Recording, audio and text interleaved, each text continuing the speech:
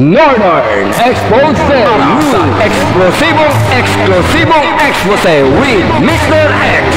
Mas lalong pinapaigting ng Barangay Council ng Barangay Balangay, Orbis, Tondo, Pangasinan ang peace and order. Layuning mapanatili ang katahimikan at kaayusan ng barangay. Dito po sa amin, mukhang nawala na po ata yung mga gulo. Puro peace na lang.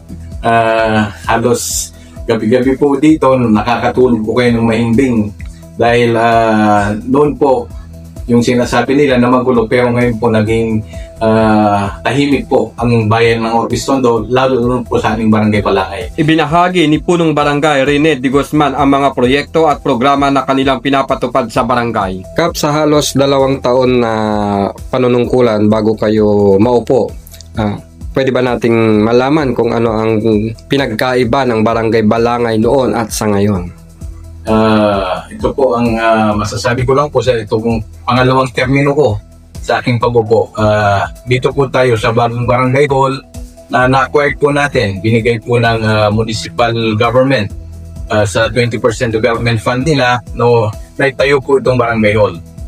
Then ito pong budget po namin ngayon, yung 20% development fund, ito po ginawa po namin yung mga itong dirty kitchen na aming Barangay Hall, tsaka yung mga fences ng school, gym, yung gate ng gym, pinagawa po namin yan.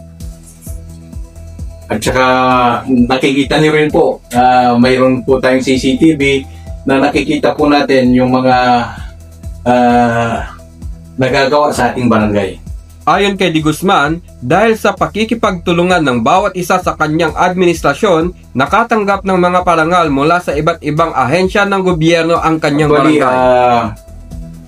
Mayroon po tayong mga awards na binibigay nila from different agencies na isa po tayo sa top 3 barangay na nagko-comply sa lahat ng pinapagawa ng DILG o anumang mga agencies.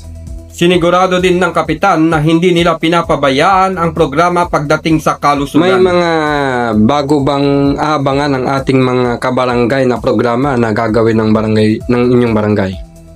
Marami po silang aabangan dahil if ever na hindi matuloy yung election, so ito pong buwan na ito is preparation ng budget for 2026.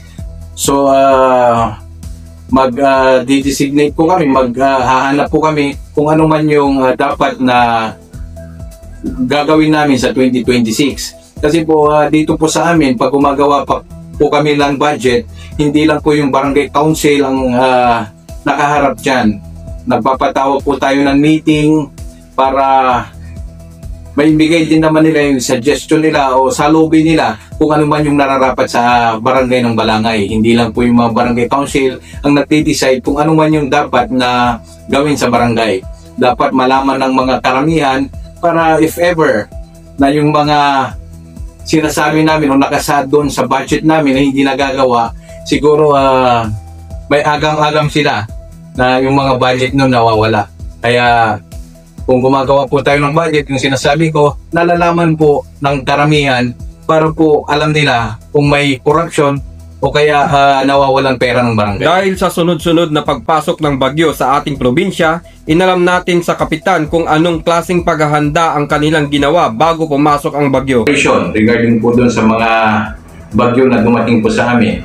So kami po ay nag-clearing ng mga canals namin, tapos nag-proning po kami para po maging prepare po yung mga daanan if ever na may malakas na bagyo, ganun po yung mga ginawa namin na preparation regarding po dun sa bagyo. Meron po ba kayong ordinansa na pinapatupad o dapat sundin ng ating mga kabarangay?